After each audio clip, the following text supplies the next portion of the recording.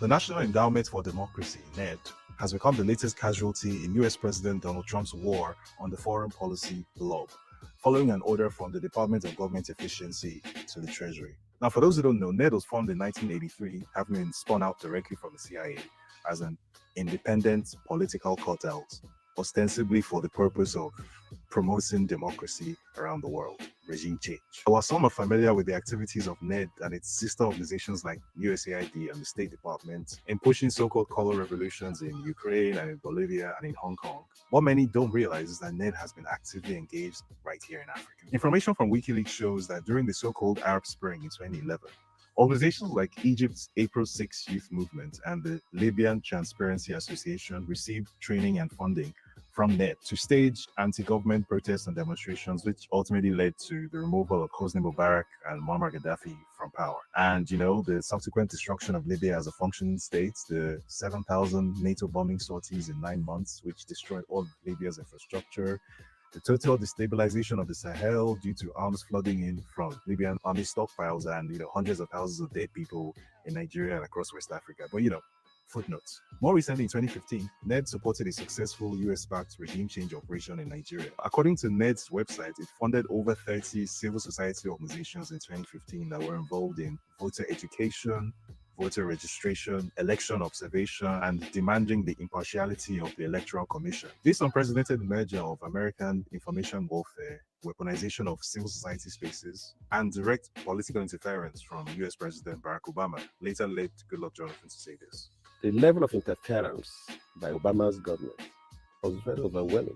If a foreign country interferes with our own elections, we should mention it. This regime change operation ultimately culminated in the victory of Muhammadu Buhari, who then went on to order the murder of unarmed civilian protesters at least 2 times in just 5 years of his presidency. The National Endowment for Democracy, unsurprisingly, had absolutely nothing to say about these decidedly undemocratic developments because, again, footnotes. Like USAID and other sister organizations in the American foreign policy establishment, the stated purpose of NED and its actual activities on the ground often have very little to do with each other. As the Haitians will tell you, the more influential the National Endowment for Democracy is in your country, the greater the possibility that something very undemocratic is about to happen in your country.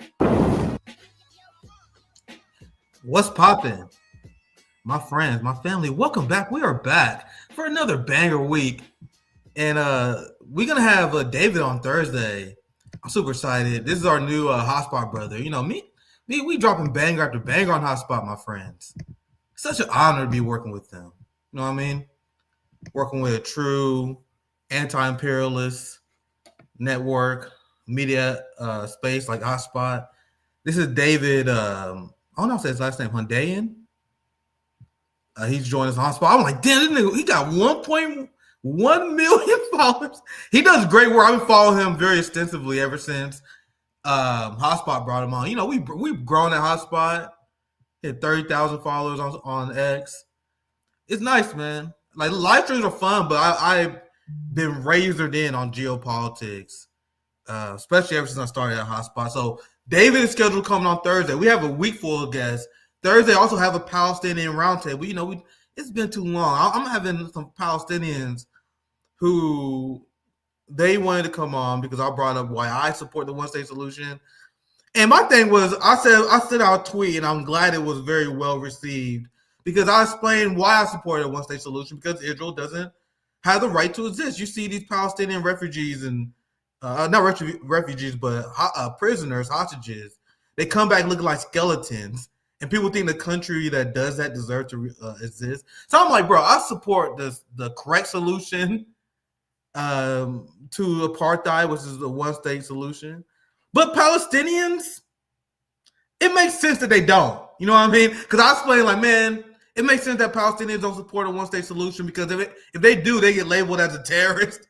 They'll be killed, financially retaliated against. So my position was we need to stand for the right position to create space for them. So they have but anyway, long story short, they then reach out to me and they say, hey, man, Nick, we appreciate you saying that. But we're Palestinians who support a one-state solution. We don't give a fuck what they call us. So they coming on Thursday. I'm very excited about that. I love hosting different Palestinian voices, and they're based. So I'm looking forward to having them on. Today, we have a great guest, our friend, Sarah from DD Geopolitics. Dude, ever since Trump took office, it's been absolutely wild. Europe and social democrats are not handling this well. The neoliberal establishment is not handling an administration that is buckling the neoliberal order in a way. But Sarah, welcome to RBN. I want to get your thoughts on anything that happened. How you doing, Sarah? I'm good. How are you? I'm good. I don't know where to start, but I guess we're starting with. We can start with this. Because I found this funny. I didn't have time to cover this. This happened a few days ago. Oh, the title of the video, I was dying laughing at this. And I have a bone to pick with JD Vance as well, because JD Vance have all these legit criticisms of Europe, like European crackdown on free speech, even though the Donald Trump administration is cracking down on free speech and stuff. We will get that. We will get there soon. He criticized Germany for deindustrializing, even though it was the United States that caused them to do that when they advocated for Germany to be less reliant on Russian oil. They are the ones who push deindustrialization. But Sarah, let's start here because there's so much to unwind. Essentially, there's this Munich security conference. The Trump administration came in, and I will admit, guys, the Trump administration has been way more entertaining than I thought it was going to be. They came in wrecking shit. So let's start here, Sarah. I want to get your thoughts on your initial thoughts on the Munich Security Council, European leaders melting down at JD Vance. Well, it's interesting because we have this sort of dichotomy. This is JD Vance kind of not knowing what he's talking about, which is what you pointed out, saying they made Germany deindustrialize. I mean, we blew up Nord Stream. But anyway, so he obviously doesn't really understand what's going on. But it's also stuff that the Germans need to hear. So it's like, it's kind of good and bad. I mean, all of our wars are fought to keep German economics down, to keep their industrialization down. Every single world war had that element in it. This is no different. So I thought that was kind of comical. Plus the fact that we did everything we could to get them off of Russian oil and energy. But I digress. So I thought that was interesting. But I think that he said a lot of things that Europeans really need to hear and didn't want to hear. I could tell by the reaction of the Europeans. So yeah, they're furious, and they're quite sad as well.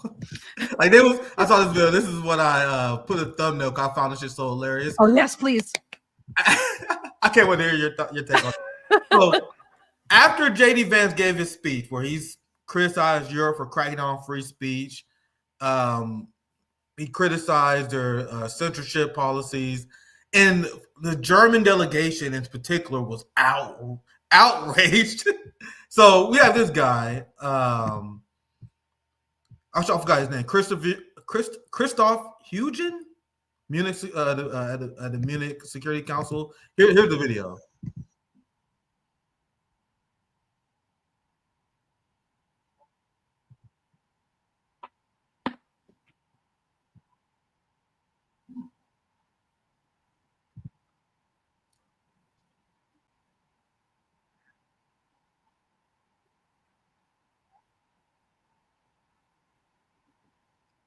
Can you hear it, Sarah? No, I thought it was just me. So I was just I saw someone in the comments. I'm glad I checked. That's a glitch. That's a glitch that happens every once in a while. Let me reload it. So and you have the Western media that was furious because they are now seeing Europe being criticized from the right populist point of view, and they are not used to that. Mm-hmm. Let me know if you can hear it. Let's play this from the beginning. I think so. Conference started the transatlantic conference. After the speech of Vice President Vance on Friday, we have to fear that our common value base is not that common anymore.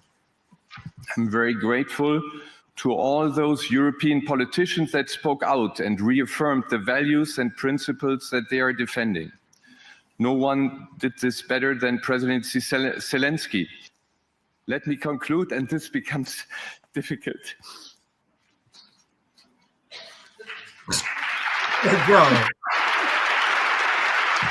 All right, let's somebody wrote a really good, it was Arnaud Arnold Bertrand, or I'm always. Oh yeah, we had him on before. He's great. He has a great response to this. Basically, like, this is the final nail in the coffin. This is like our final embarrassment. Like, we have a grown man on stage crying at the breakdown of neoliberal values in Europe, and the audience applauds. And it's like, what are you doing? Like, you've been subjugated for 100 years. Instead of turning around and saying, this is an opportunity for us to become self-sufficient, get back on Russian oil if you want to. Like, start figuring out how to reindustrialize. And then just, this can never happen to you again if you do that. No, he'd rather just cry in public. This is because JD Vance told him to stop censoring people. Why is he crying? Like, what is the actual reason for the tears? He like says something about shared values, but like, let's play it again. Let's play it again. Like, oh, he cried for Zelensky. They're like, man, that's a good performance. He couldn't finish. Like, what is this drama? He couldn't finish. He had to leave, and then when he walks down the stage, he like walks into a woman's arms, and they like hug, and she calms him down. I'm not kidding. Jesus Christ! I'm not kidding. He comes down off the dais and right into. Oh yeah, she comes for hugging him.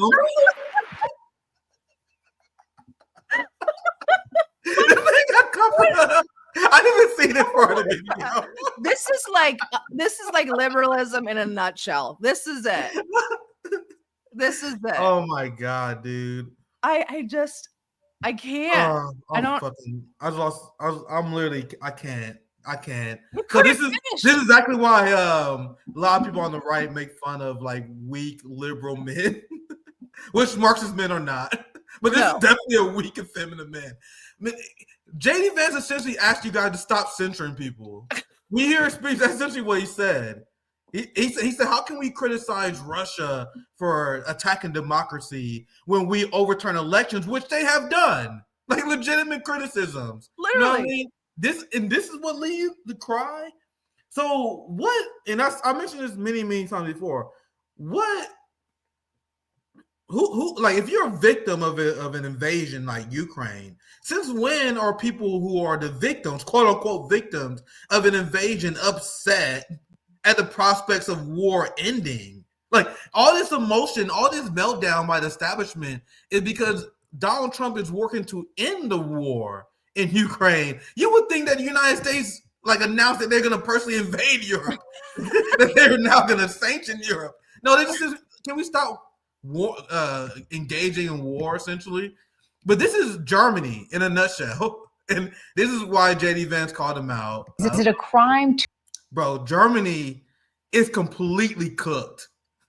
So if you see someone posting on Twitter and they get it wrong and you retweet it because you get excited, that happened to me before. I take an L. That happened to me before. I accidentally retweeted some shit that wasn't real and I didn't know it till later. So apparently, according to Germany, they will ban you. You get criminal charges for that.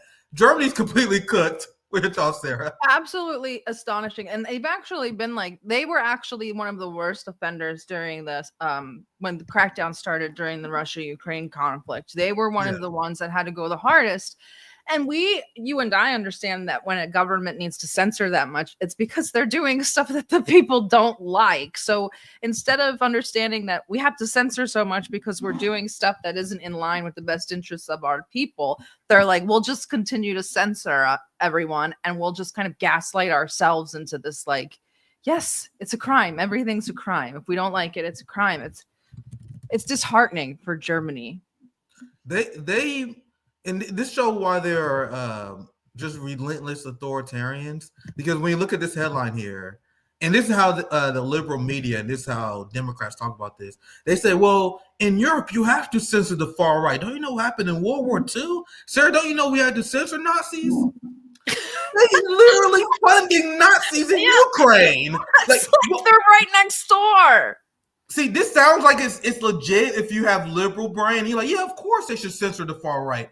Motherfucker, what does it even mean to be far right? These same people who say they are censoring the far right support a genocide in Israel. and they're arresting Palestinians and putting them on terrorist lists if they protest in Germany. That's what's happening in Germany. But they want to convince other people that their opposition is far right. No, you are far right. You're literally censoring on behalf of a genocidal state while funding Nazi parties in other countries. And their excuse to people is, oh, well, the reason why we are censoring people is because we are only censoring the far right. Nigga, you're far right. Maybe we need to get away from these like far right, like this even that terminology. We should stop letting people use it, because look at how close the liberals are to the outright fascism, while they're claiming everybody else is so far right, because far right is the boogeyman word, has been since like 2016 or Charlottesville. But yeah, so they're sitting there with their far right tendencies, exactly like you said. And that's why the saying scratch a liberal and a fascist bleeds exists. Like, these people are right there with fascism. So you have, they're not against fascism, the actual far right. They're against populism. Absolutely.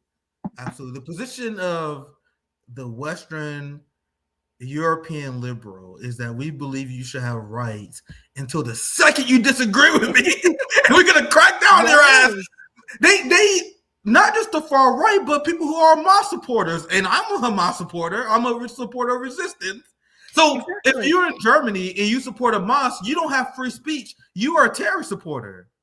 So if you are on the left, if you're a crazy radical leftist like me who believed in armed resistance, which is enshrined in international law, you lose your free speech. So the far left lost its free speech, the far right lost its free speech. Everyone lost free speech except the ruling class. The ruling class. Exactly. And what is the ruling class? I guess they're sort of like this techno feudal fascist elite moneyed class. I mean, they're not even really, they don't ascribe to any ideology besides crony capital. I don't know what they are. Yeah, liberal. They're not even really liberal, Elon's, to be honest. Elon's I just call them liberal. liberal. Yeah, they're not really liberal. I just call them that because that's what they identify as. Like, they're like this new age techno fascist. Like that describe.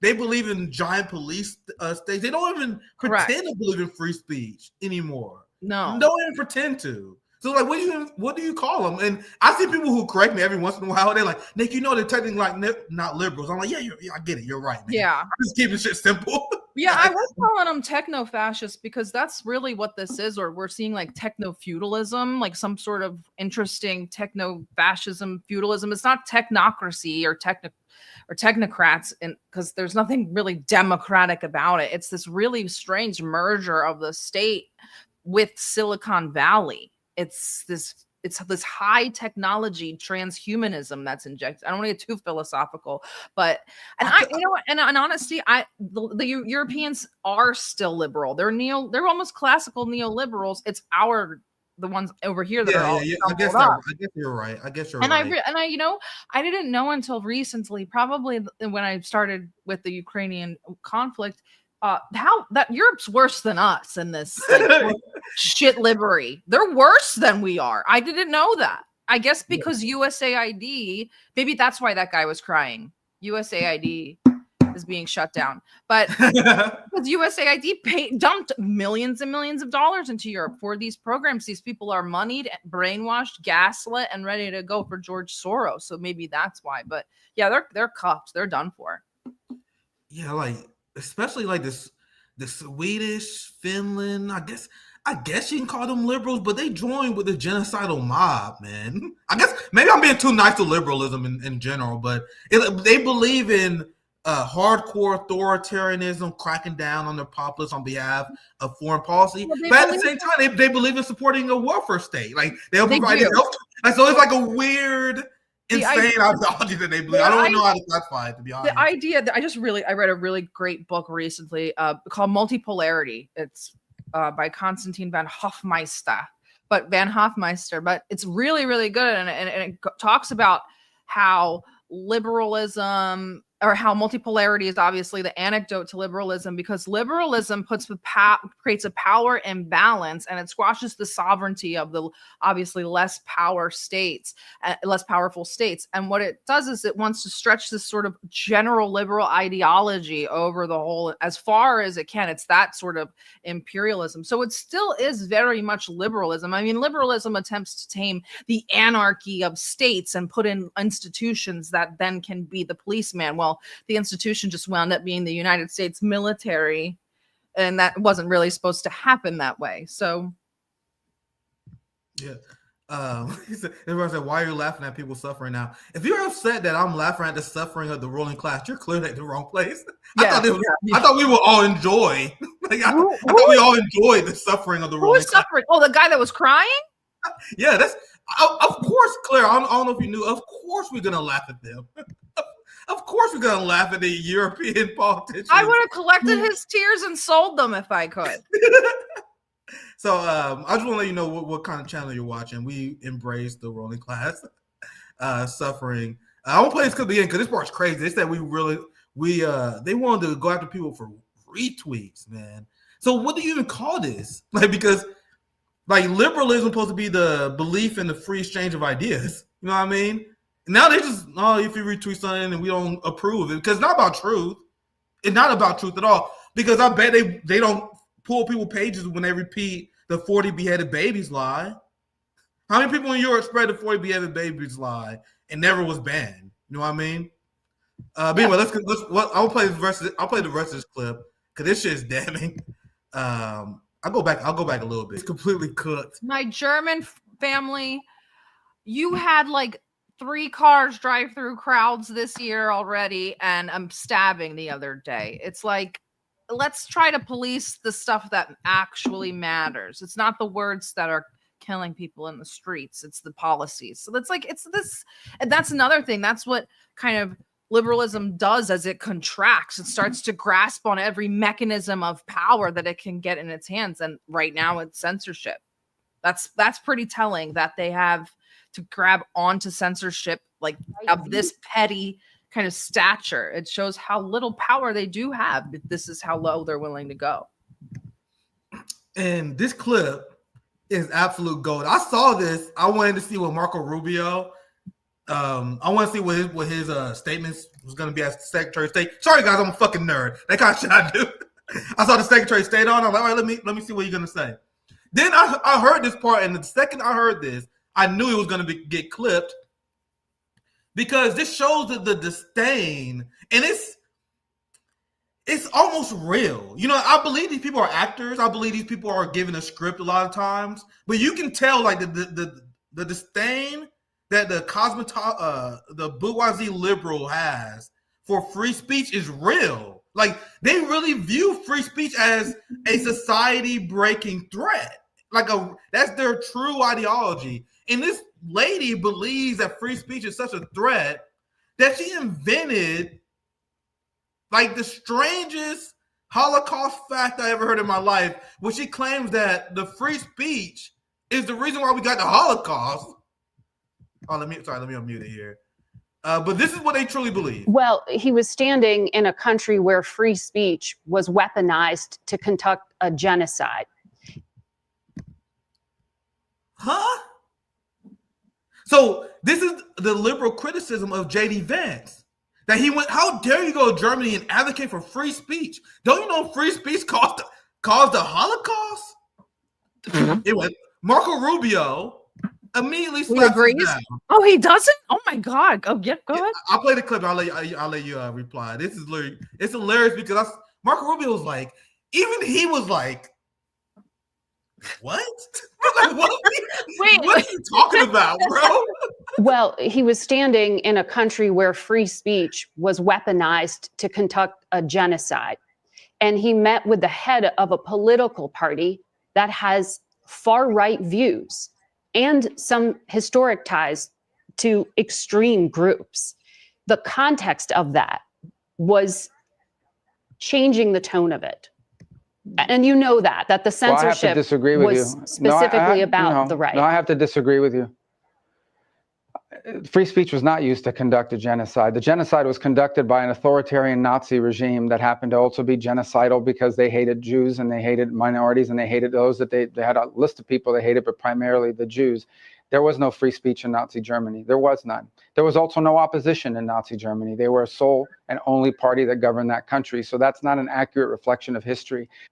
Marco Rubio, like, that was the dumbest shit I ever heard in my life. We are really we're at rock bottom. Like, this woman, I need to find this woman and troll her relentlessly. She has me agreeing with Marco Rubio. This is like a disaster. Guys, do you think I enjoy doing this?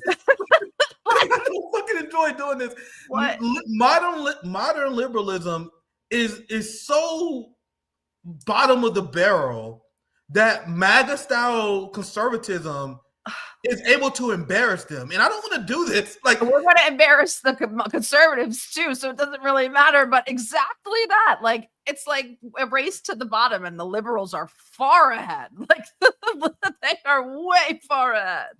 Yeah, don't get me wrong. And like Sarah said, JD Vance is a criticism, but they can't even attack him for the true the true hypocrisy that the Trump administration has. I've been destroying MAGA on Twitter. Like, I've been having MAGA people crying because I've just been bringing up basic ways that you can counteract MAGA, which you counteract MAGA with a left-wing populist movement that is anti-Zionist. You need a peace movement which counter the imperialist tendencies of MAGA, and you need an anti-Zionist movement that calls out the hypocrisy while being left populist. That is something that MAGA cannot fuck with. I've been dealing with this for years, and there are a ton of MAGA people who follow me that like, man, I can fuck with your politics. I just don't like neoliberalism. That's the real, guys. Yes. Because we call out the hypocrisy of MAGA. But if you're a neoliberal genocidal scum who don't have the moral high ground over everyone, and you're a Zionist as well, you can't call out this hypocrisy.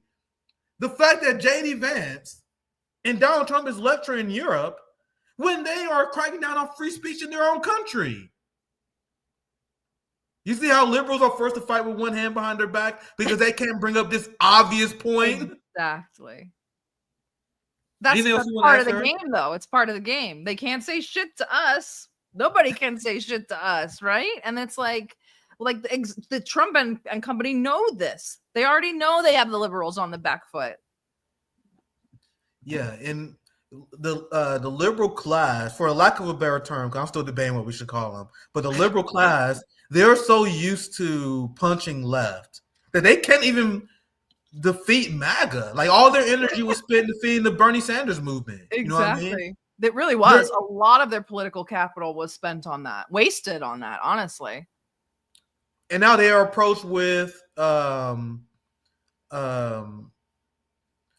Christian, fascist, Zionist, capitalist ideology. They have no idea how to counter it. Like, when you see liberal criticism of MAGA, it's a joke. Oh my God, MAGA is dangerous because they advocate for free speech. Like, what? That's your criticism. Anyway, I think you guys get the point.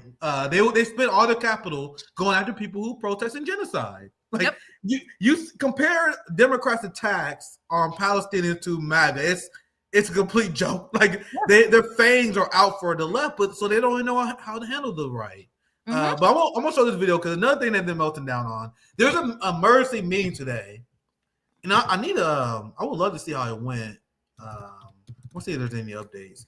Because they had an emergency meeting as Trump was meeting to discuss peace, as America was meeting to discuss peace. You have European leaders, and I want you guys to truly understand how batshit crazy this is. On the prospect of peace, which would be a good thing.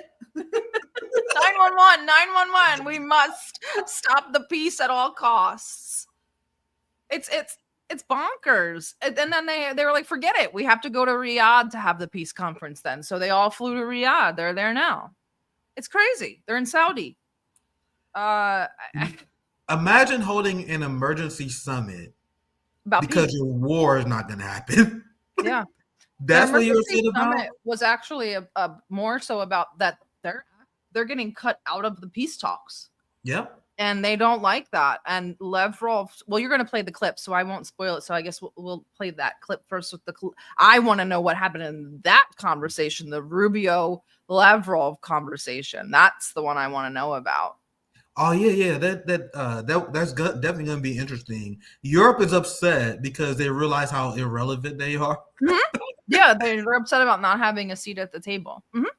They realize that they're funny just because they left Russia off of the table for the last 3 years and didn't allow them at any summits or peace talks. So you're gonna see it with the fury here. Oh, and by the way, on the right, this is Yatsenyuk, I believe, and that is Victoria. That was Victoria Nuland's second pick for the president of Ukraine. This guy on the right here. Yeah, the white dude. Yeah. Great context. Great context. And so she was when she on the fuck the EU call, she talks about him. She says Yats is a really great guy for the job. Oh, that makes sense. That's When you hear this psychopath, that makes 100% sense. Yep. Great context, Sarah. That's the kind of analysis you got on DD geopolitics. They snuff these people out, man. That explains everything because they say this guy is a former prime minister. He definitely was selected by the West. In this interview I played, because I listened to a lot. I'm a fucking nerd, guys. Because this conference was so hilarious. I was watching the BBC break it down. I want to hear how Europeans was talking about this. So this is a German network. I think this is like their big CNN style network. And they react because Germany took JD Vance's message the hardest. They are taking Ukraine peace talks the hardest. Them and Emmanuel Macron is taking it hard. Keir Starmer said he's going to send UK troops. Like, all these people are taking this hard. But with that context that Sarah provided, I'm going to play this clip. Sarah, just feel free to interrupt me if you have anything you want to say. I'll pause it. Because this clip is just gold. By the way, DW received tons of money from USAID. Oh, Jesus. Sarah with the receipts. Sarah with the receipts. Let's play a little bit. Feel free to interrupt if you have anything you want to say, because this is a doozy. Yatsenyuk is a former prime minister of Ukraine and joins me now from the Munich Security Conference. Arseniy Yatsenyuk, you heard the news, just like everybody else, that U.S. Secretary of State Marco Rubio was planning to meet the Russian foreign minister to discuss an end to the war in Ukraine, with no clear mention of whether Kyiv would have a seat at the table. What ran? And this maybe I'm missing something, but why would Kyiv have a seat at the table? They don't need one. They're splitting U.S. and Russia are splitting the booty at the end of the day. Like the audacity. If you guys watched the events at Munich and kind of what was happening on Twitter, it was very clear that Zelensky was out of his mind. Oh yeah, we're gonna get to that. Probably don't want him anywhere near anything. So I don't know if you see it, Sarah, but liberal corporate media is starting to turn on Zelensky. I am seeing negative headlines about Zelensky coming from U.S. and European liberal news. The lights I never said it. We will get to that soon. I don't want to get too ahead of myself. But let's continue this. Ukraine can't continue this war, and they will admit this 1,000 times. You cannot continue this war without the support of the United States.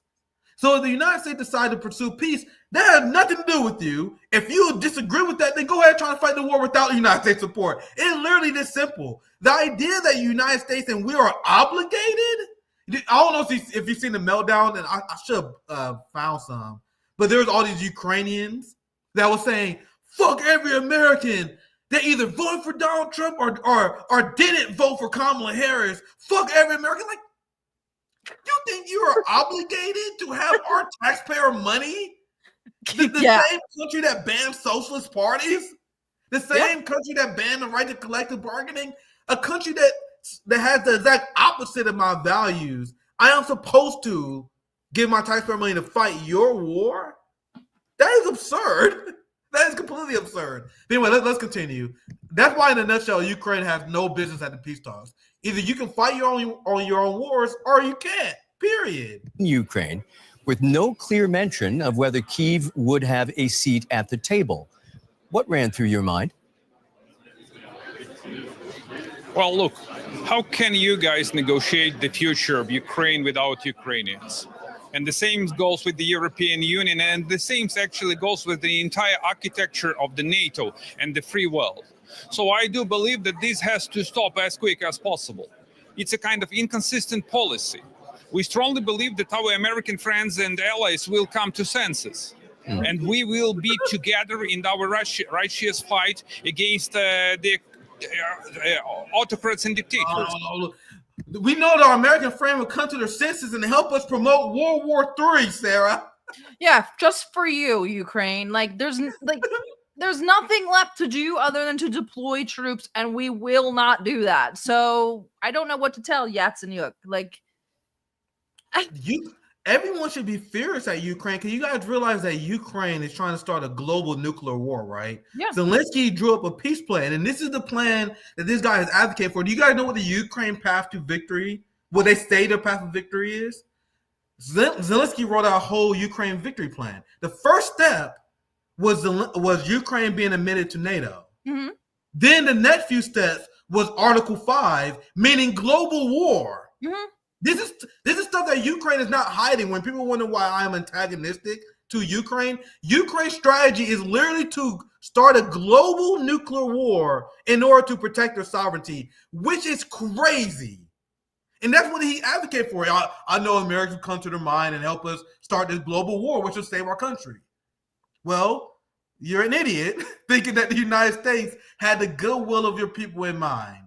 They use you guys as a hotbed to test battlefield innovations. I covered this 1,000 times. Yes, big time. There was war guinea pigs. Yep. And you guys are so stupid, you're just now realizing that. Mm-hmm. But let's continue.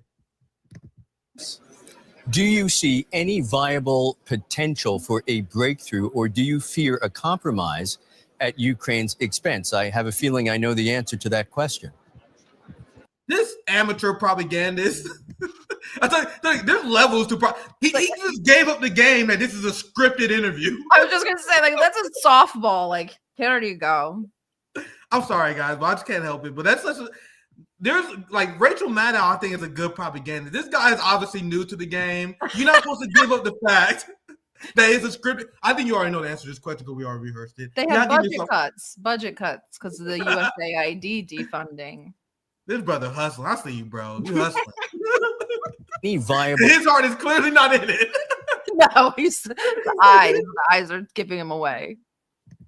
Potential for a breakthrough, or do you fear a compromise at Ukraine's expense? I have a feeling I know the answer to that question. Amateur. Correct. Look, what I see an inconsistency, and I don't see any kind of clear-cut, very viable and strong plan. There is no plan that has been hammered out by Americans, Europeans, and Ukrainians. So the thing is that we need to have a very strong menu and to do everything possible in order to bring this peace. And I admire this motto, peace through strength. But could we elaborate on the definition, what strength means? So we have to ramp up sanctions. We need to increase the pressure on Russia. We are not allowed to sow the division among NATO member states and among allies. Because Putin right now, he is reaping the benefits of this kind of its inconsistent and chaotic policy. And I said this many times before, but if peace benefits your enemy, what does that say about you? Because the West say this all the time. They say, ceasefire would benefit Hamas. Ceasefire would benefit Putin. Peace in Taiwan would benefit Xi Jinping. Maybe you're the asshole. Yeah, maybe you've lost already. It's time to cut your losses and go. And if this guy was actually a journalist, that do that hustling here, he would ask, what exactly is the win condition here? What do you guys see out of this? And the answer will be, we need World War III in order to defend our country. Yeah, because they know, and many of their people said, they cannot win without Europe and the United States getting in the game. No, they can't. So what are you advocating for? United States. Why is the Bernie Sanders left not upset about this? This is why I pressed Rokan about this. You guys not upset that these people trying to start a nuclear war? What did he say? He said, I come from a leftist tradition where I support the right for self-determination of Nazis funded by U.S. taxpayers. That's actually what you're saying. What a liberal stance. Self-determination for everyone that we like. And then I brought up simply, I don't have to react to the interview, but I simply brought up, like, hey, man, what about Hamas? No, not them. Only support the self-determination. Yeah, the ones we like. Anyway, it's a classic. It's a classic. That's probably one of my funnest interviews I ever did. But anyway, let's play a little bit more of this. We want to play the whole video. I was showing this video just to show you guys the batshit insane responses. We don't have 1,000 hours. I've seen so many of these interviews, bro. These people are crazy. I had to choose like one of the craziest ones. I have another one. If we had time, we may go through. But let's play a little bit more of this, and then we move on. It's inconsistent and chaotic policy. Many have argued, and certainly people right there at the conference you've been attending the past couple days, that the U.S. indeed has been a good friend to Ukraine now for many decades. Is it not possible for Ukraine's security interests to be adequately represented in a U.S.-Russia dialogue? Or does Kyiv risk being sidelined completely? Well, let's define the targets and the aims of war criminal Vladimir Putin. He wants to take over an entire Ukraine. He wants to disrupt the European Union. And he wants actually, together with his autocratic friends, to humiliate the United States and to depose the United States as the leader of the free world. So I strongly believe that the president of the United States, newly elected president, he doesn't want to have a new European Afghanistan on his watch. But it smells bad right now. You know, the optics is very bad. So I kindly request and I urge our American friends to be on board. So the more united we are, the stronger we are, the better chances for everyone to prosper and to lead this free world, because it's up to the United States to decide whether they will remain as a beacon of the free world, because it's so correlated.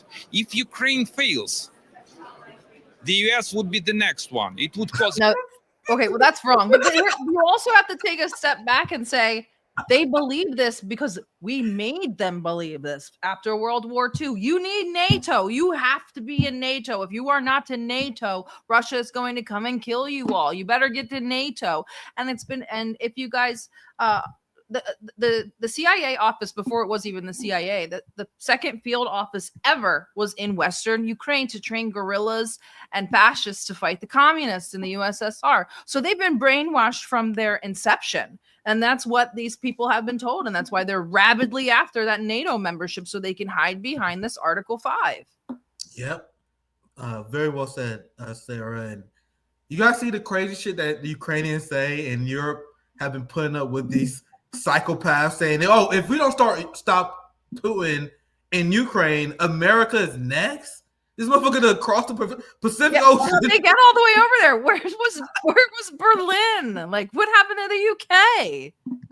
And we've been dealing with this crazy shit from Ukrainians forever. Zelensky was essentially given a red carpet into Munich. He was getting standing ovations every time he spoke. And in the second that he opened his mouth, everyone was like, what the fuck? Because the liberal media... And then we get into the point where the liberal media is starting to turn on Zelensky now. The liberal media is listening to this guy like, man, he's not selling this war easier for us, because he sounds like a fucking madman. Here he is again saying, oh, we don't stop Russia, Russia will occupy Europe. Like, who believes this shit? The risk that Russia will occupy Europe is 100%. You're like, bro, dial it down a little bit. I'm taking a screenshot. Don't move it. Hold on. Amateur propaganda. My new reaction photo. He's an amateur, man. I told you there's levels to this shit. Like, Henry Kissinger was a master. There's a reason why he got away with a lot of shit. You know what I mean? They're masters of propaganda. Yeah. And Zelensky is an amateur, man. Yeah. Like, and her reaction, shit, that's her saying, like, bro, what the fuck? Like, you went way too hard. And to be fair, like, Biden and Trump would do that every once in a while, where they will say something that goes way too hard. And they're like, hey, come on, man, you're giving it up too much. And it's all involuntary. Her nostrils are flared. Her eyes are like, what? Like, it's such a great, like, candid moment. All right, let's play the whole thing, and let's hear Zelensky's delusion. I'm gonna show you guys just a few headlines that'll turn against us. The risk that Russia will occupy Europe is 100%. If the United States pulls out of NATO, Yes. Russia will occupy Europe. Yes, so not all the Europe. They will begin from those countries, as I said, who are big our friends, but small countries who've been in the USSR and the Soviet Union. They will begin, and we'll see what will be the answer. But Europe will not answer because they don't have. They will begin to defend itself. Each country defend itself, and at this moment. So Russia will get all the successes with all the territories they will want. I don't know. They will want 30% of Europe, 50. I don't know. Nobody knows, but they will have this possibility.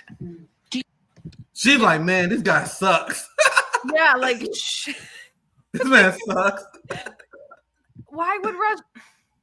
You know what's funny though is a lot of those states were created just to be a buffer zone to Russia. So it's like they only exist because they were created. So why should they exist? Like it's like if you before World War II, there was a whole corridor created in the Baltics. Like so it's a long story, but regardless, these things were created to be buffers against Russia to begin with. So anyway. Yeah, you have great reporting about this as well. This is one headline. The Mad King of Kiev. They're now typing this stuff out. Why Zelensky can't afford to end the war. And when I saw this, I'm like, wait, what? Then there's your reporting that at DD Geopolitics I saw, where now the UK, just now, they're accusing Ukraine of wasting Western aid. So what we've been saying from day one, we was like, bro, Ukraine is one of the most corrupt countries. A lot of this shit you guys are sending to them is going right to the black market. A lot of Ukraine politicians are washing it with mansions in other countries. One of the most corrupt countries in the UK just now realizing that they wasted a ton of fucking money. Sarah, I know you guys tweeted about this. Was there anything you want to add to this? Because I found this very Not interesting. really. I'm kind of glad that it's kind of swished because Zelensky kind of tried to put it out there. I think he was testing the waters when he was saying, we've only gotten 70 billion of the promised 170 billion. And then the UK comes out and says, you're wasting weapons. So there's the kibosh on that. Now for all the David Hogg liberals who rightfully decry gun violence. Gun violence is not a good thing. Hope you guys enjoy the black market boon of guns you guys created. Yeah, right. Oh, even Biden's DHS said that we're going to deal with a black market boom of guns going to not only terrorist groups in Africa, but neo-Nazis that will circulate to South America and back to America. Now, I live in Missouri. There was KKK sightings like 15 minutes from where I'm at. Now there's a good chance that the KKK where I'm at going to have guns because there's a black market being facilitated to white supremacist groups all around the world because you guys supported giving billions of dollars to Nazis in Ukraine. Something that Ro kind of used to oppose, but he doesn't oppose now. Don't think people understand how large that network is. You hit it like on the head. They are everywhere. If you look up the stupid like white trash gatherings they would have in Europe, like those people come from all over the world. So they're all connected in their little weirdo forums. And that's exactly what they're doing. They're finding weapons in Mexico, South America, the Sahel, like you said. Like the only place they haven't been found is Australia and Antarctica. They're everywhere. They're everywhere. And they're probably in Australia, honestly. So the problem with the liberal class, they got so comfortable using authoritarianism, censorship and soft censorship, essentially just censorship by the lack of access. You know what I mean? They so used to shutting out voices. So there's hard censorship and there's soft censorship. So they're not used to hearing the counter arguments to their bullshit. They got so comfortable in this bubble that they didn't even know how to defend their imperialist actions because they never expected that the other wing of the duopoly, the other wing of the empire, would turn against one of their decisions. So essentially what happened was the right-wing Christian nationalist wing of imperialism decided that investing into the Ukraine war was not a good decision, especially in the light of the rise of China, especially considering the threats that Israel was going through with the rise of the resistance. So they decided to make an adjustment to invest less in Eastern Europe, more into China, and more into supporting Israeli terrorism. the neoliberals wasn't ready for this adjustment. So when the right-wing MAGA people started hammering the Ukraine war with the assistance of us, obviously, in the far left and peace lovers, you had the far left peace lovers and the right wing hammer the Ukraine war, and it caught the neoliberal agenda off guard to the point where in Europe, the only thing they had was censorship. Because exactly they were being destroyed so badly in the information war. So that leads to this, where Americans who blindly support every war the empire tells them to, they came into Ukraine they're feeling good. They're feeling good. They're feeling good about the Ukraine war. Then the right wing plus the left, including us, hammered the Ukraine war. The neoliberal constituents couldn't defend it, which leads to this, where CNN is decrying the fact that the American public has turned against the Ukraine war. Let's watch this. Sarah, feel free to chime in anytime because this shit's hilarious. Has arrived in Saudi Arabia for negotiations with Russia over the future of Ukraine. Absent from these talks, Ukraine. And Ukrainian President Volodymyr Zelensky says he will not accept the deal made behind his back. Be that as it may, what do Americans think about all this, and how has U.S. public opinion changed on this subject? One man knows the answer. CNN senior data reporter Harry Enton. When we talk about support for Ukraine, there's a bunch of different ways to ask about it, but it is clear there has been some movement. This dude looks like a panelist from Mario Spaces. That's literally who half these people are. Right. Is the trend line, Mr. Member. And just Jesus Christ. Look at this trend line here. Now they're not going to take this as well. They're breaking down. Let's continue. U.S. support for Ukraine is too much. Back when the war began, back in February of 2022. I'm happy to say I was part of the 7%. Yeah. we're the top 7%, guys. Because immediately when this war happened, they started sending weapons. I'm like, hold up. How the fuck you going to send that money over there and not send money to the hood? Yeah. So we're part of the 7% of the people who said that support for Ukraine was too much immediately. And now, a few years in, 41%. We can do some work, but that's great. That's great progress, man. Especially considering the propaganda and who they're polling. But let's continue because they break it down a little bit more. It's just 7%. Up like a rocket ship. My goodness. Up now in February of 2025 to 41%. And the clear majority of Republicans, and of course, Republicans are in charge of the U.S. government now, 62% of Republicans say that the U.S. support for Ukraine is too much.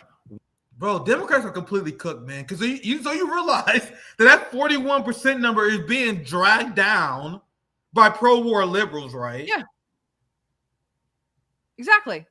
Democrats are completely cooked. They're cooked. They don't know why they lost still. They still don't know why they lost. Have you guys ever considered that one of the reasons why you guys got your ass kicked was because you guys called everyone who called for peace a Russian bot?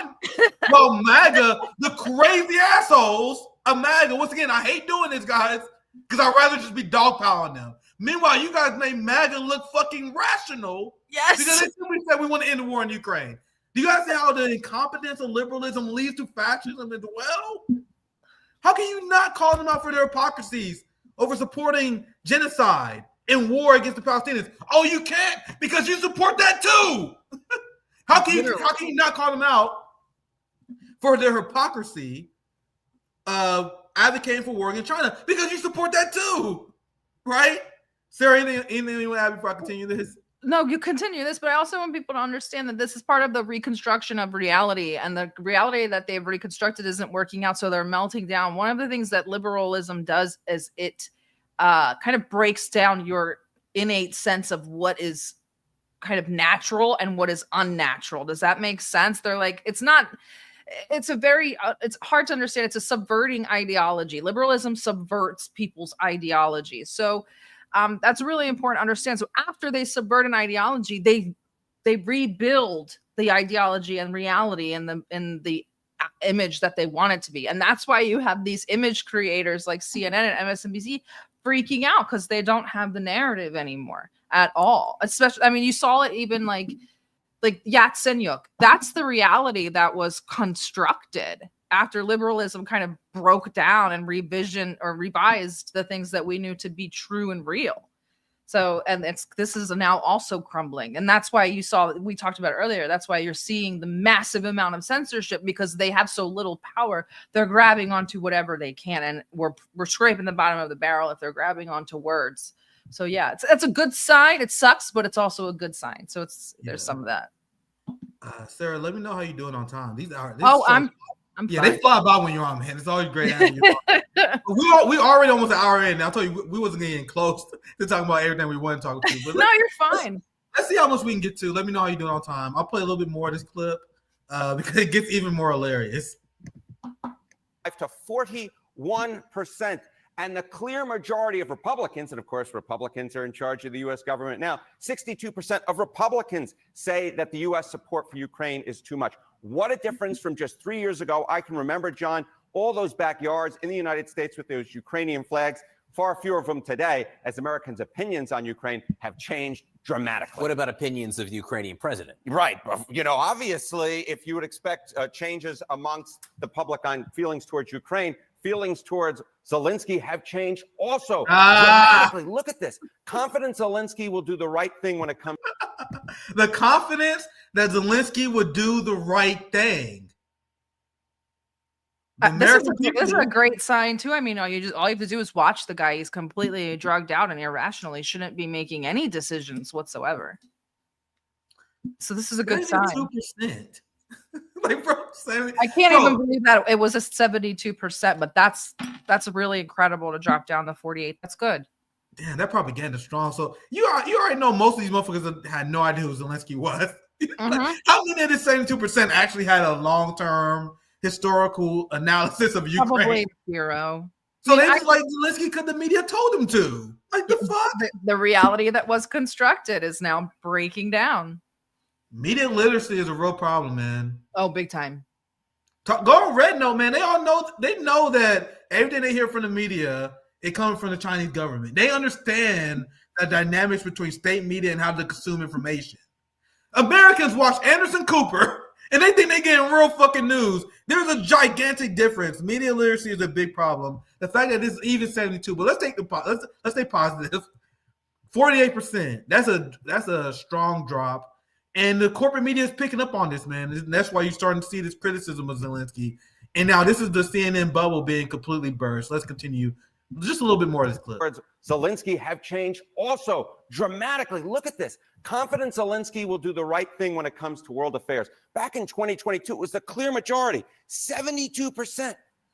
Through the floor by 2024. Just 48% of Americans say that they're confident that Zelensky will do the right thing when it comes to world affairs. And GOP confidence has also plummeted dramatically. Now the clear majority of Republicans are not confident that Zelensky will do the right thing when it comes to world affairs. So for all the liberals who say that you guys are fighting for democracy, when are you guys going to call for elections in Ukraine?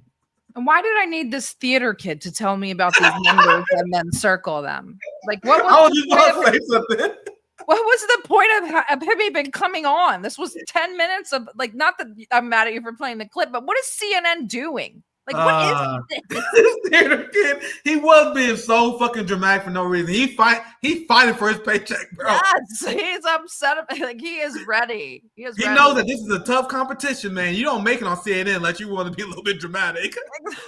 Hits to the floor. His body language is crazy. Literally just an opinion poll, and he's like doing football plays on it. So let's watch a little bit more of this, and then we move on. Really, a real trend line, ones you rarely see in the American public when it comes to Ukraine and Zelensky. Confidence in both going down through the ground. Look, some allies of President Trump have targeted Zelensky with harsh criticism over the last few years, and it could be that that's having some impact here. Absolutely. The Republican establishment, the Republican electorate has moved as the Republican establishment and Republican leaders have moved. All right. And this is why I'm a pissed Bernie bro, man. You know what I mean? Yeah. I'm a scorned lover. You know what I mean? But I will never forget Bernie, because you guys see how they're mentioning how the right wing is against the Ukraine war. Why do you think that is? Because AOC and Bernie Sanders, doing their job, gave the illusion that the left and the progressives support the Ukraine war. That is their job. is to turn the left wing into the pro-war faction of the United States. So whenever CNN reports on information polls, they say, "Oh my God, look at what the far right did to Zelensky." That motherfucker, can I get credit? Right? Can the gray zone get credit? We're the people who the no voters, the non-voters. That's what I feel like. We're sitting in this non-voter place because it's just, and that's the type of people that I feel like we need to cultivate, is the people that are so dejected that they're like, I'm not voting for either of these freaks, any of these freaks. Well said. 80 million, I believe, the number of people who did not vote for Trump or Kamala. Those are the people I want to focus on. Yep.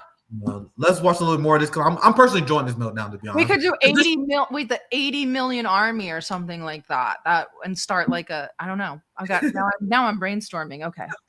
Yeah, let's watch a little bit more of this, because I'm honestly just having fun watching this meltdown.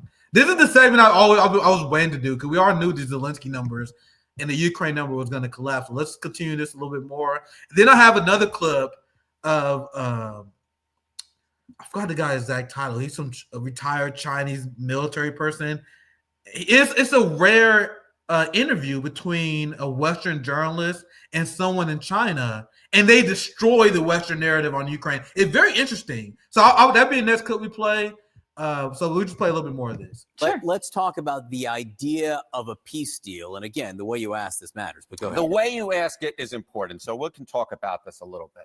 So the poll question essentially is, do you support a Russia-Ukraine negotiated peace deal? That is devastating, bro. I'll let it continue with 78% to 16%. When will the Rachel Maddow left realize that they're in the minority? But let's continue. The vast majority of Americans, this is what they want. 78% say that they support this idea versus just 16% opposed.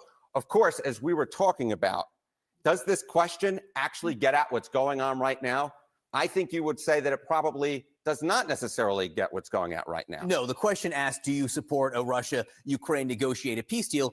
Ukraine's not there at the negotiations in Saudi Arabia this week, so the people were not asked this. And I do think, in general, if you ask anyone in any poll, do you support peace, peace tends to rate pretty highly. Oh, God damn. Them fucking people always advocate for peace. God damn it.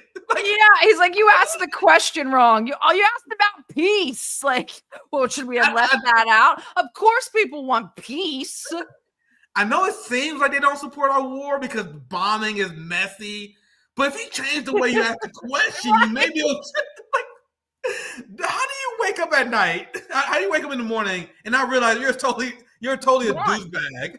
But these people, like, that's why when the parties, or like the 90s was the breakdown period for the Democrats, big time. If you guys want to, you should read the book Listen Liberal. It's so good. It's Thomas Frank book about what happened to the Democrat Party during Clinton.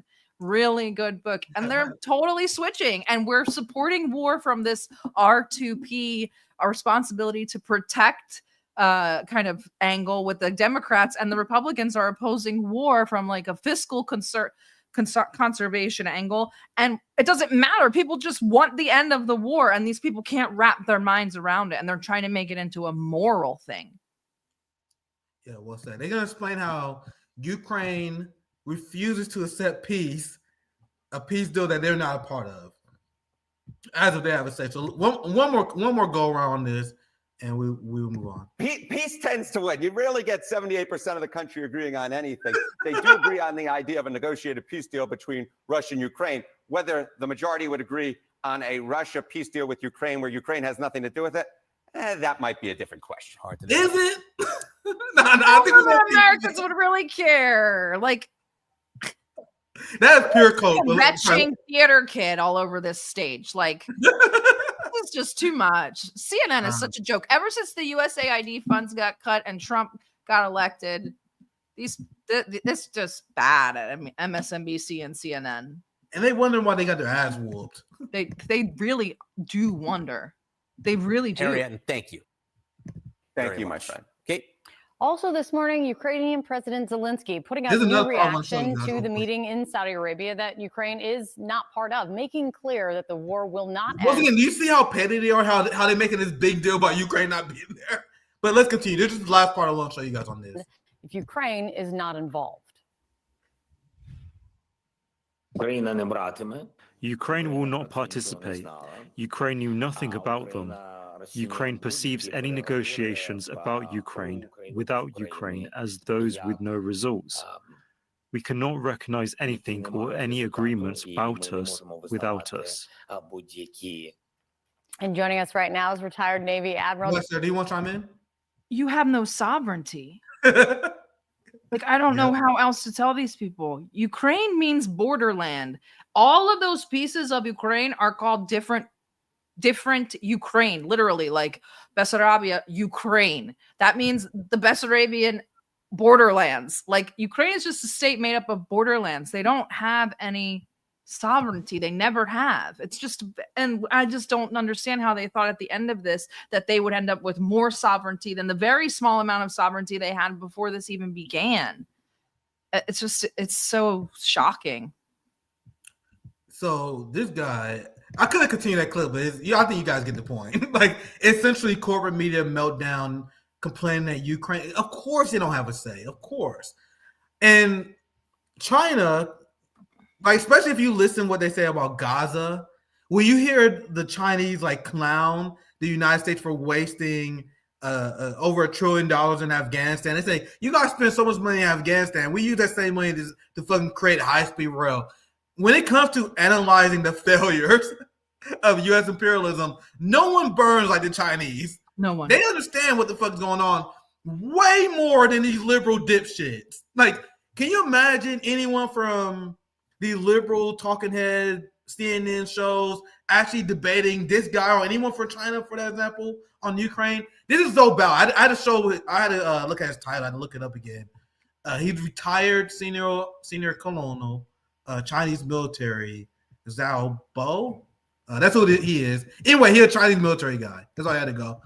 And I saw this clip because, once again, I was watching a lot of segments about the European meltdown over the peace in Ukraine, and I stumbled upon this, and it's very rare that you will see a European news outlet actually interview a Chinese government official or formal official.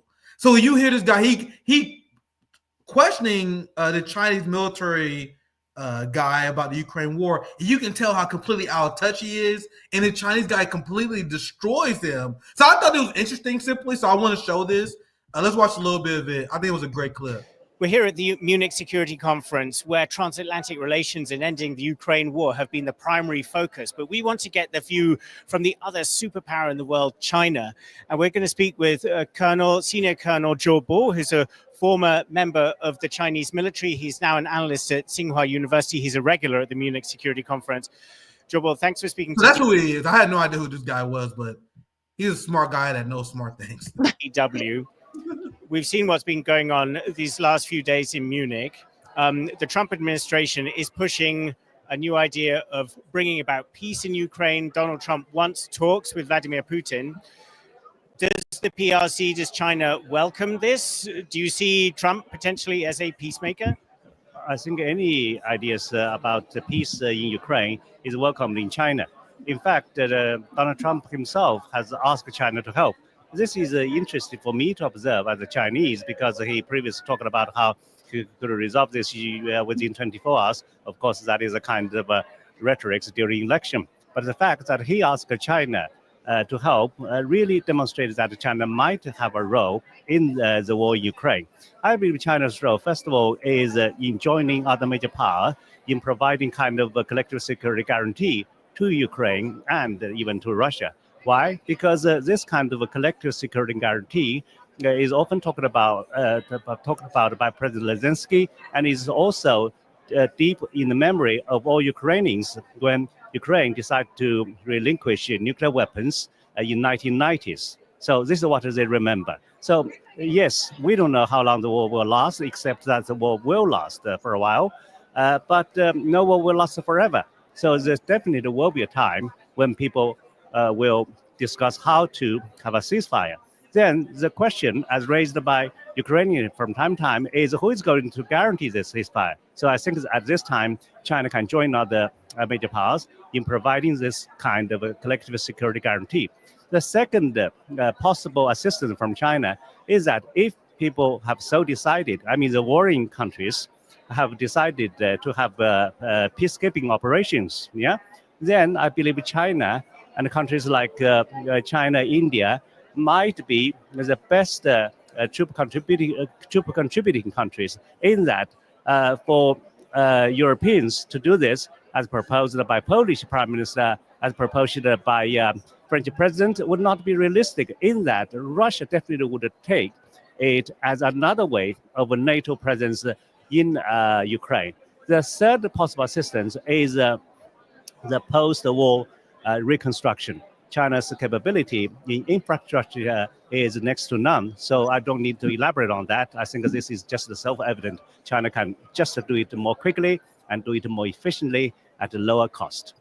I know I bring this up all the time, but isn't the difference between Chinese statesmen and the Western statesmen, it's a gigantic difference. Like, we just showed these clips of European leaders crying, being upset about the end of a war.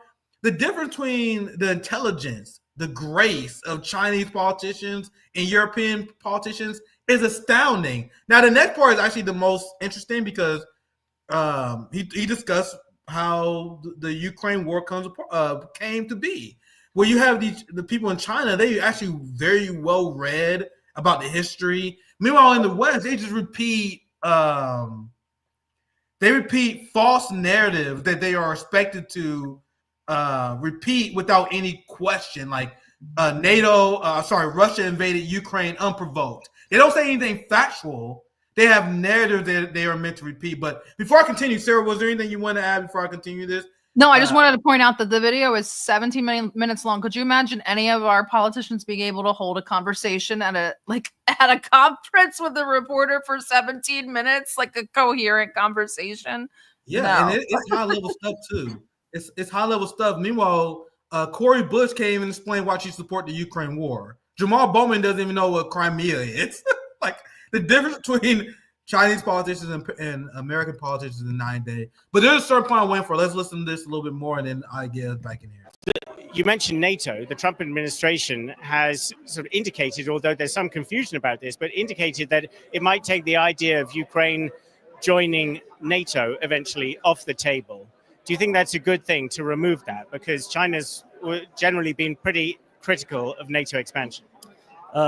We in China really consider that this war has something to do with NATO expansion, because now this part waiting for. Listen to the intelligence response, something that blows him away, because they deny that the Russian invasion has anything to do with NATO expansion. It's the term that they was taught to repeat: unprovoked invasion, unprovoked invasion. Meanwhile, China, like this guy mentioned how he said China is a constant NATO critic. China has consistently destroyed this narrative about this conflict being unprovoked. So this is the real last part I want to show you guys. So let's listen to this. He completely destroys this argument. We in China really consider that this war has something to do with NATO expansion, because yes, people talking about the war, talking about this kind of invasion by Russia against Ukraine, but people forgot that actually starting from Mikhail Gorbachev down to Boris Yeltsin, down to President Putin, that means from Soviet time to Russia today, Soviet and Russian leaders have been warning about this kind of expansion. Yeah, Russia, yes, is concerned with sphere of influence. Sphere of influence basically is a dirty word. It cannot be put on the table. But if Russia would like to fight for safeguarding its sphere of influence, then there is a sphere of influence. We cannot change Russia's mentality, but this is reality. What happened in the war? So I believe NATO really has a lot to do with this war.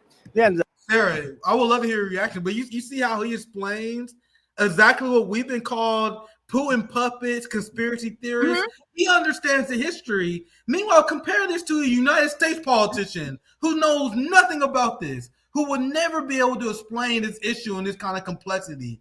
Sarah, any initial reaction? I love how he destroys the NATO narrative that put you out of bounds for saying this. They say you're a Putin puppet if you say the same thing, right? Yeah, I love that he brought up Boris Yeltsin. And like I'm sure this journalist was like, "Whoa, like who is Boris Yeltsin?" Like it's really wow. Actually, yeah, I'm gonna play just a little bit more. I want to hear his pushback or whatever, or his follow. So let's watch one more minute of this, and then we move on to our last part. We'll wrap up here soon. Then there is a fear influence. We cannot change Russia's mentality, but this is reality. What happened in the war? So I believe NATO really has a lot to do with this war. Then about the future of NATO. The question is, with the Western democracy going down, would NATO become really stronger? Probably people say that the membership of Finland and Sweden may be approved of NATO's growing strength. I don't think so. I used to say that NATO is a zombie that is still walking. Why? Because this kind of military alliance, all military alliances live on threat. They're just like leeches sucking blood. So they have. Why is the Chinese so based? He explains how NATO is a leech that's sucking the blood of European countries. And this is why I say I'm a fucking moderate on Red Note. Things that will get called to you extremist. They say that's nothing. They say I have a very close Chinese friend. They always do animal metaphors, and he's like, "Those Zionist cockroach." Like everybody is either a snake or a cockroach, or here they're leeches. They do so many like visuals and images with animals. It's so funny. Their insults are the best, but they're on point. Exactly what it is. NATO was a leech, but go on. Now I'm really, really interested in the pushback. Yeah, this clip is better than I remember. Like this guy's cooking. This guy's absolutely cooking. This is why I get along with the Chinese, man. Let's continue. Walking. Why? Because this kind of military alliance, all military alliances live on threat. They're just like leeches sucking blood. So they have to find enemies. Yes, but kind of, isn't it true that the threat is Russia? I mean, Russia invaded. Go ahead, Sarah. He cut him off. Yeah, and then he tries to push back because at this point, his mind is being blown. Remember, these people, they don't deal in facts. Western reporters don't deal in facts. They believe in fairy tales. They have lore that they are meant to repeat. So when they have this guy, the Chinese official, military official, saying stuff that completely destroys his narrative, he immediately panics. And of course, this guy cleans him up. He takes him to the cleaners. Like, this guy is absolutely cooking. So let's continue. Let's listen to his pushback. So they have to find enemies. And what he also mentioned here, and I should play it all the way through the beginning, but he mentioned how NATO is a leech, and because since they are military alliance, their budget relies on them finding an enemy. So they will, and this is such an important point. This is why the Ukraine war started in the first place. The idea of NATO was like, man, it will be great we have a conflict against Russia because it will justify our existence because we were formed to counter the Soviet Union. Now, if Russia allows us to do whatever we want in Ukraine, that's great. That'd be awesome if they let us do whatever we want. But if they get mad and start a war, that's a win-win too. That's the concept he's explaining. That's why NATO constantly is involved in war and conflict. That's why it's absurd to call them a defensive alliance, because their very existence is relying on us having enemies, which is why people look at me crazy whenever I debunk bullshit about North Korea, whenever I humanize the Chinese, whenever I praise the Russians, because people in the West are just so used to having enemies because that's how the ruling class program you. When I praise China, I'm not saying China's perfect, guys, but there's nothing wrong with you admiring another culture and what advancement they did to other people. But people in the West have been completely brainwashed to believe the opposite. That they had to focus on hating people for having different ideas and beliefs. But let's play a little bit more of this. I was going to hear his pushback again. Yes, but kind of, isn't it true that the threat is Russia? I mean, Russia invaded Ukraine. Ukraine has the right to make its own choices. Why does Russia have a right to decide what Ukraine wants to do? This fucking knucklehead. He's getting trolled too. I'm finding him and I'm trolling him as well. Him and that Harry Henry guy or whatever he was. Oh man, I can't wait to hear you troll this guy because the Chinese official on the left here, sorry I forgot his name, but he accurately explained the history between NATO aggression, what caused the Ukraine conflict, in a very precise way, considering that was only a few minutes. The very concise explanation on what started this conflict. And then this knucklehead on the right, because he was brainwashed, his response is, isn't Russia the bad guy? Russia invaded. Abort. Like, he got out of there quick. It was like the key words happened, like NATO and aggressive. And he was like, no. Like, it was freaked out and glitched. Amazing. All right, let's see how he handles the pushback, and then this will be the last clip or so we play. I think that this is a glorious clip. If you want to see the whole thing, because it's 17 minutes, I'm gonna finish it. I think I got maybe 10 minutes in when I watched it. China celebrates Trump's talk with Russia. If you want to check it out, but let's watch a little bit more. The threat is Russia. I mean, Russia invaded Ukraine. Ukraine has the right to make its own choices. Why does Russia have a right to decide what Ukraine wants to do? You see, but even before the war, I'm not just trying to defend Russia, but it's true that even before this war, NATO has taken Russia as a threat. Because after the dissolution of the Soviet Union, the future of NATO is not that certain. But for cook him, you see how after the fall of the Soviet Union, NATO is threatened, so they have to make an enemy of Russia. A few seconds in, he already getting cooked. But anyway, because after the dissolution of the Soviet Union, the future of NATO is not that certain. But for NATO to survive, they have to find a kind of threat. And who can be the threat? In the old days, it is Soviet Union, and nowadays, of course, it is Russia. So I believe that this kind of military alliance actually would not strengthen even Western democracy. On the contrary, it actually invites the war. So the fundamental question about security in Europe is that NATO has to coexist with Russia, like it or not, because Russia cannot be wished away. So the security of Europe is essentially how they can coexist. People have to think about that. You just cannot look at the fact, a few simple events. So let's fast forward to now. So that's part of the history, certainly the Chinese view of it. That's the Chinese view of facts. You see the cope?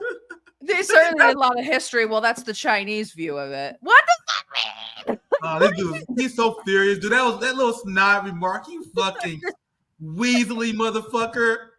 That weaselly passive aggressive bullshit remark. That is such that's a Chinese view of it. I know you cooked me. Fucking Chinese conspiracy theorist.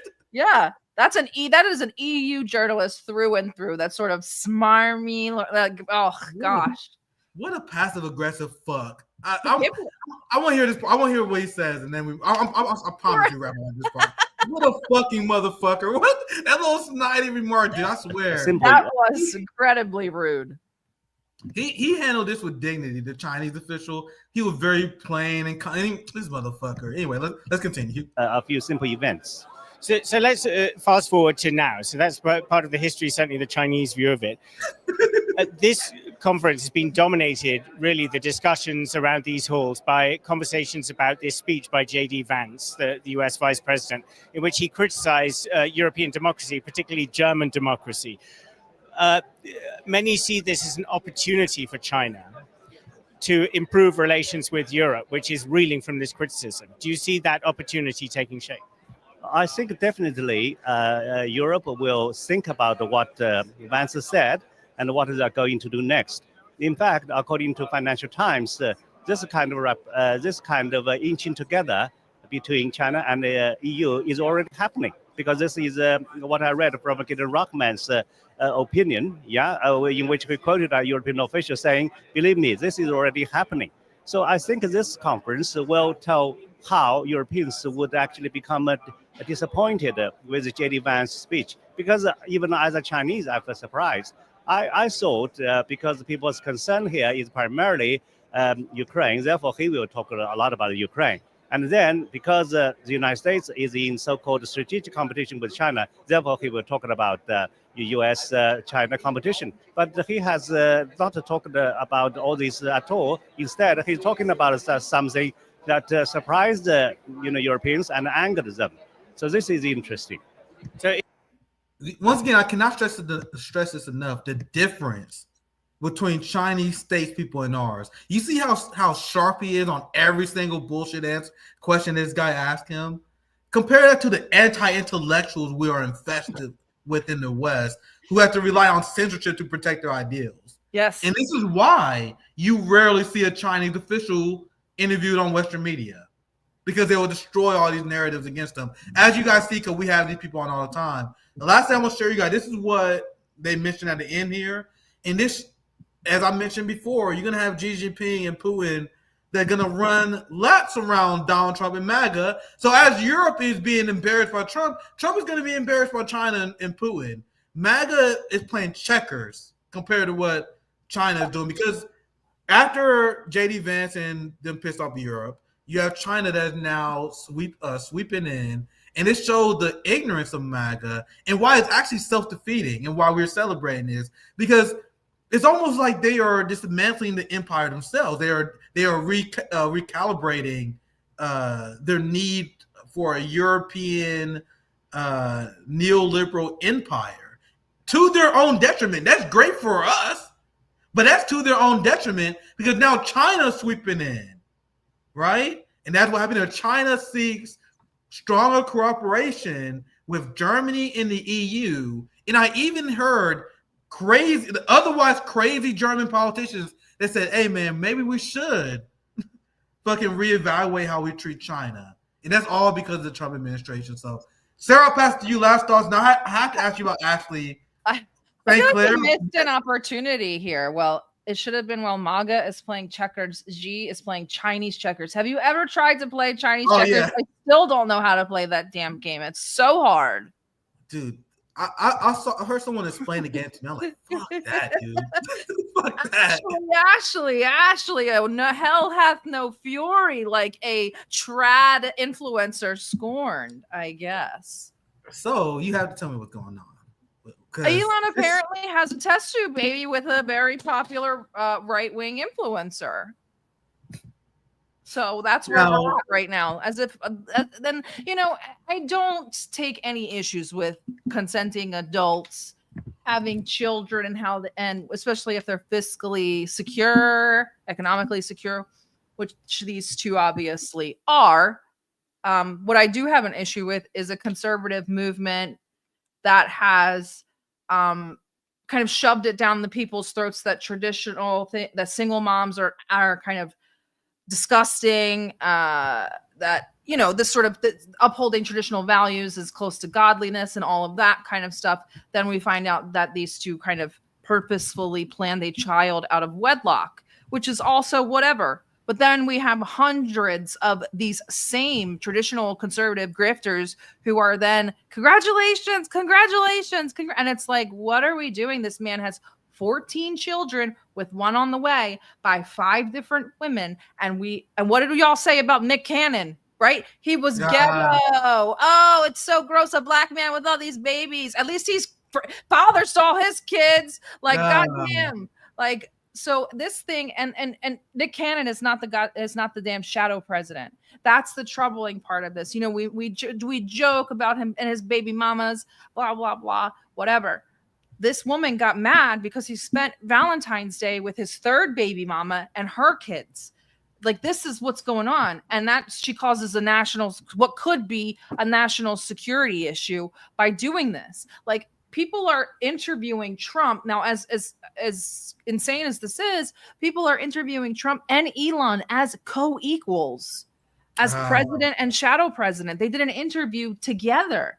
So that shit it's was like, weird, man. Right, exactly. So this woman had some sort of access to one of the most powerful men in the world, certainly the richest man in the world, and she's psychotic. And then I think you have the WikiLeaks thing, so I'll let you cover that, because that's bonkers as well. Yeah, that's why I want to cover it. Yeah, I don't know if you have the screenshots of Ashley's tweets. I do. So for our listeners, we'll just get you kind of caught up. It's just for some while you get that ready, feel free to post it in the private chat. I can pull it up on the screen if you have it. But for people who confuse what we're talking about, there's this right-wing influencer, Ashley St. Clair, who revealed that she was impregnated by Elon Musk. Now, if you're not on X, she's one of the people that was posting these misleading screenshots showing how much she get paid on X. Yes. And you talked about this before. I have 150,000 followers on X. And the most I've ever been paid out on X is like $60. I average around 40 to 50 bucks a month on Twitter. I get paid out. And that's me. I average around, actually, I gotta look at it. I don't remember. But I get like 5 million impressions. I get a lot of impressions in my tweets. And they pay pennies. But Elon Musk was paying his sugar mamas in like false advertising. So it was revealed that the reason why she was getting paid so much was because she was a hoochie mama for Elon Musk. She was sleeping on the side with them. And you bring up an interesting point. I'll pass right to you, Sarah. And there's 2 reasons why I'm covering this. I wasn't sure I was going to. The first is the Israelis trap, but we're going to talk about here. And the second, the point you made earlier on how these conservative grifters, social influencers, they push traditional family values and they lecture, especially Black men and minority communities, and they preach this traditional ideology, which is legit and good and based, right? But as they are preaching traditional values, the right-wing influencers are banging the shit out of each other. Exactly. Banging. And it's very much back into this. RNC. Exactly. Fucking, man. Go ahead. Back into this whole Weimar Republic sort of technocracy feudalism. It's like the peasant class must live up to these values. You can't afford to do it like we can. It's very bizarre. It's all sort of stratified. So the story is she posts this. They welcome the baby. This is a strange message in and of itself. It's signed by her media guy, which, guys, when people put out messages like this, read every single word and then look at who quote tweets it.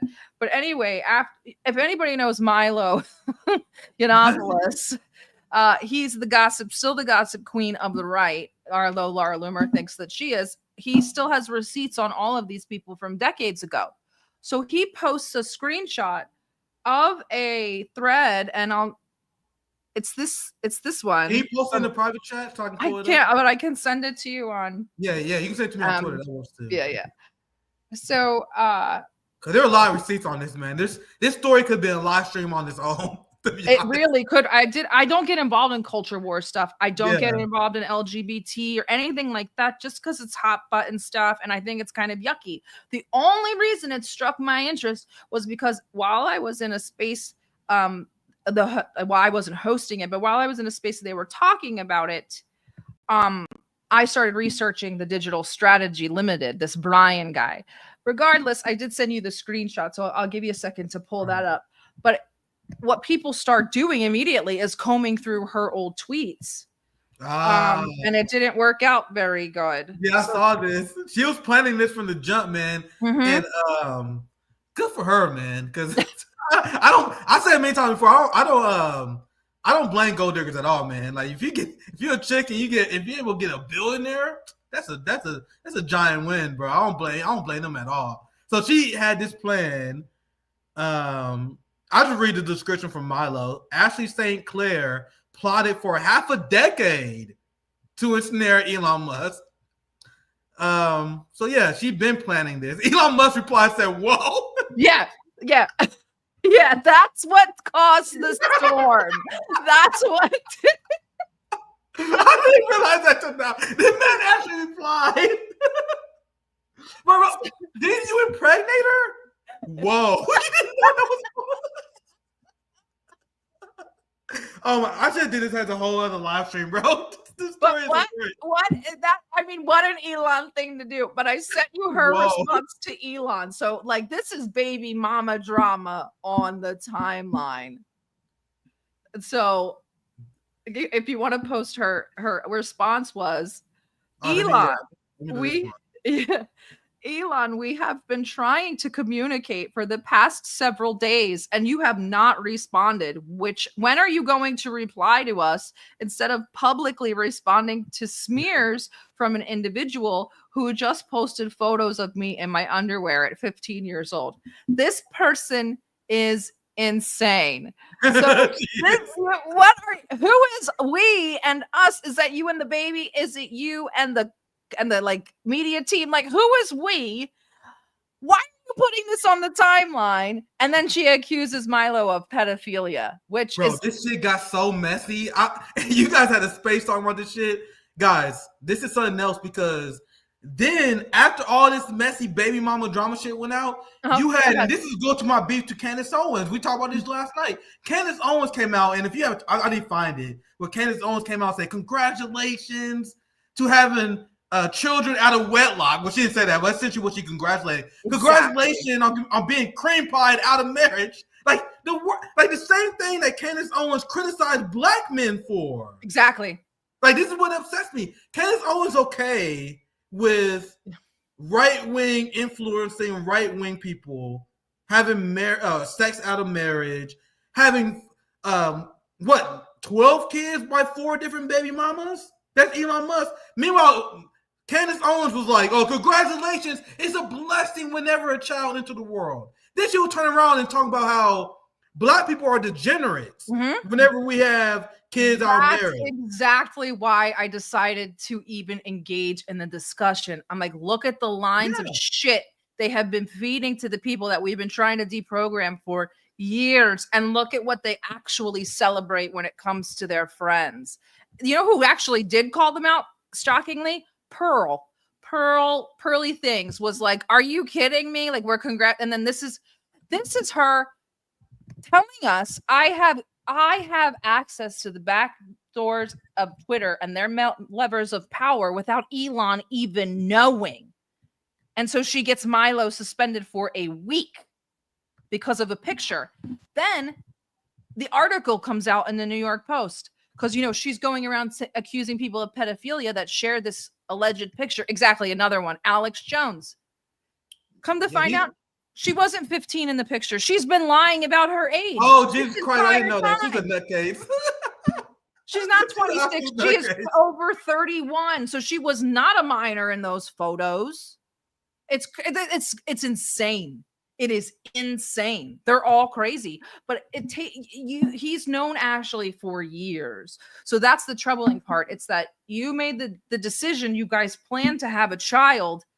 And you are in the highest echelons of power in my country. And that's terrifying because you obviously don't know how to make decisions. Yep. And Elon is like apparently ignoring her, and he has all these. And then do the WikiLeaks thing. Go ahead. Yeah. That's So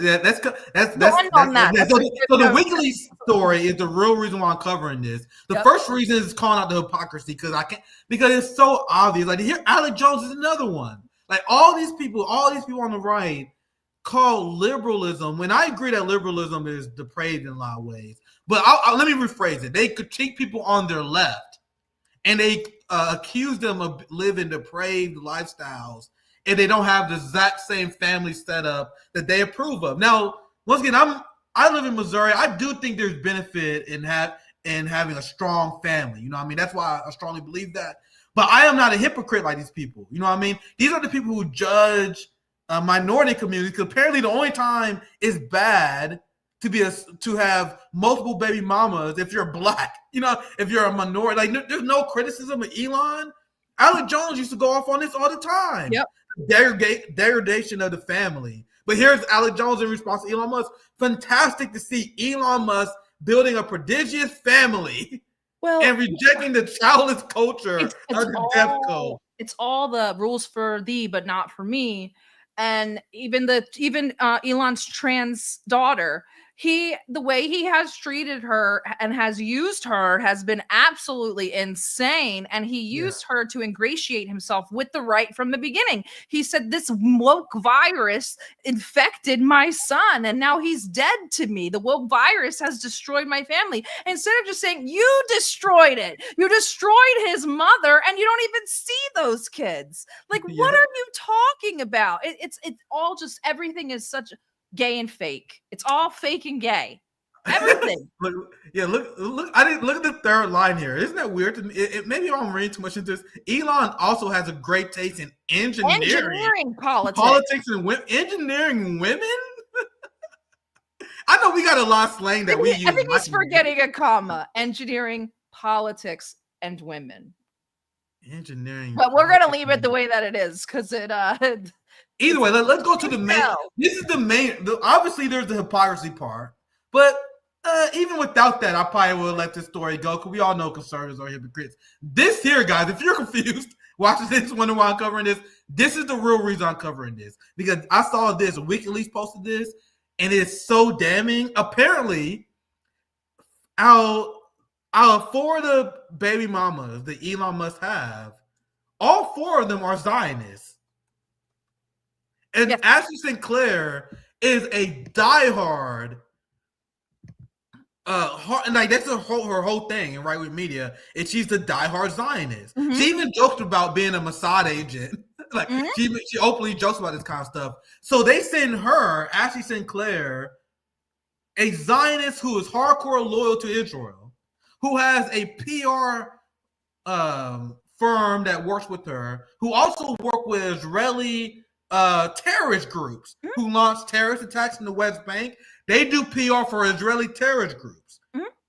This same PR department works with Ashley Sinclair, and Ashley Sinclair meets Elon Musk, and now they have a baby. Now Elon Musk is censoring on behalf of the Zionist regime. Now he's condemned to Hamas. Do you guys think that's a coincidence? Look at the timeline. She conceived in December of 2023. Oh, Jesus Christ.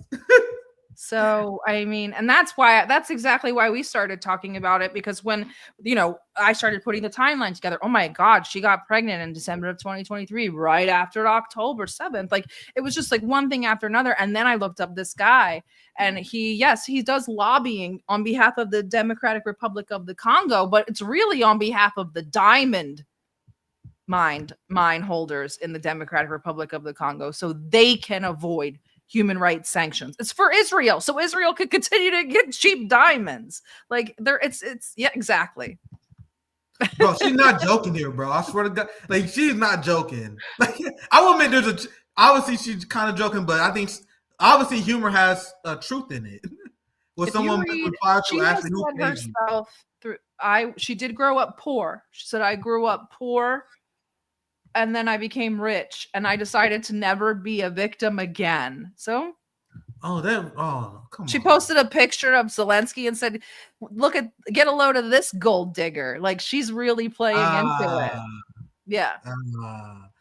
There's another famous tweet of her that was going around where she was saying that she was accusing Kamala Harris of sleeping her way to the top, which is, I think, is true. But you guys see the projection. She's deleted it. That was the one. Delete that one, yeah. Tweets last forever, whether you delete or not. They screenshot that.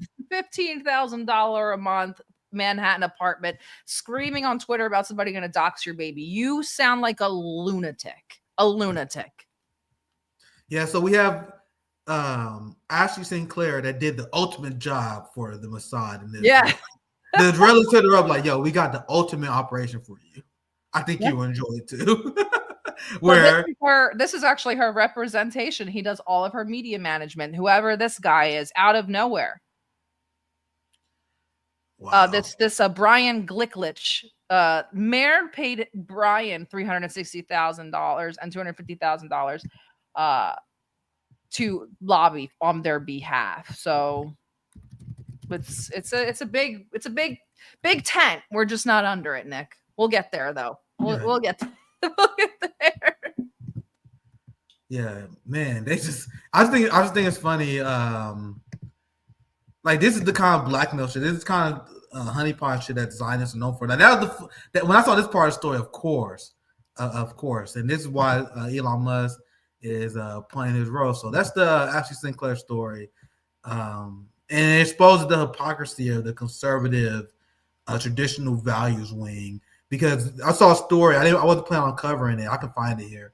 You have Donald Trump that is trying to convince the Romanian authorities to release the tapes. So Andrew Tate is a pimp. Literally. But he came out in support of Elon. Did you see? He said, if you don't have children by multiple women, you are not a conqueror. Oh, and then all of a sudden we get pressure from Trump to release the tape. Look at this. This is the guy. Like, what? These people are disgusting. If all of your children come from one woman, you are not a conqueror. That's someone who's insecure as shit, man. Yeah.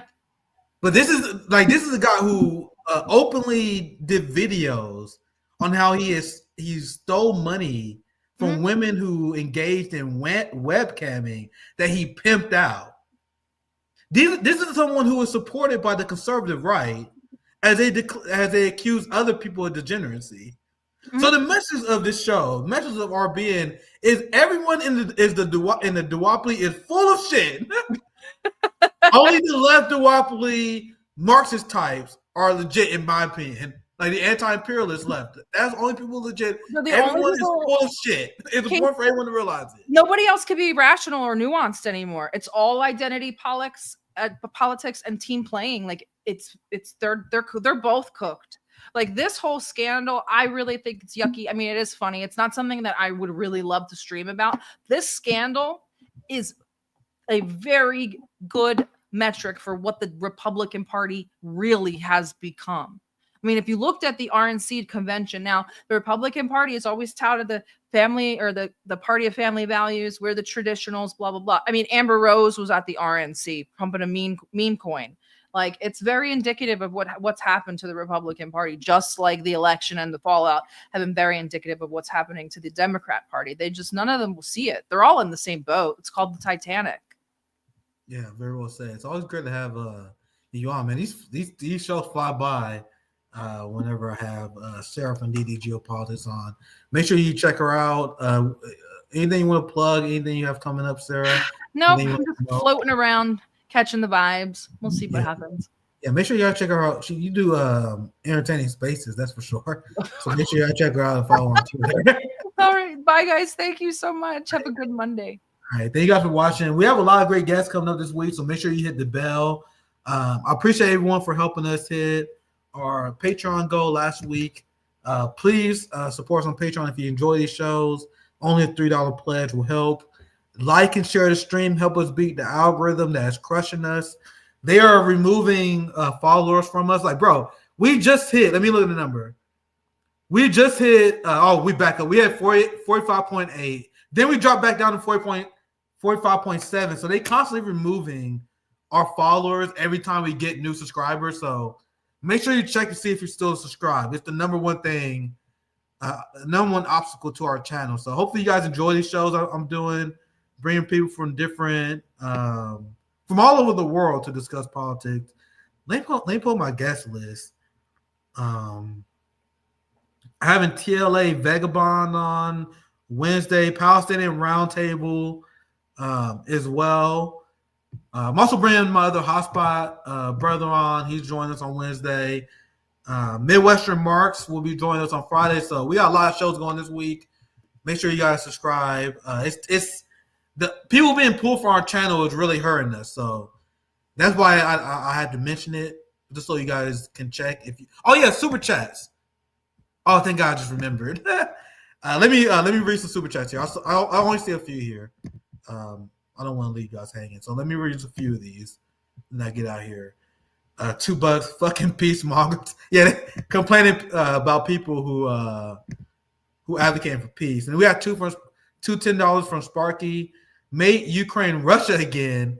Don't leave a rump state called Ukraine, lest it remain a NATO playground, a carpetbaggers, money laundering, and Black Rock property.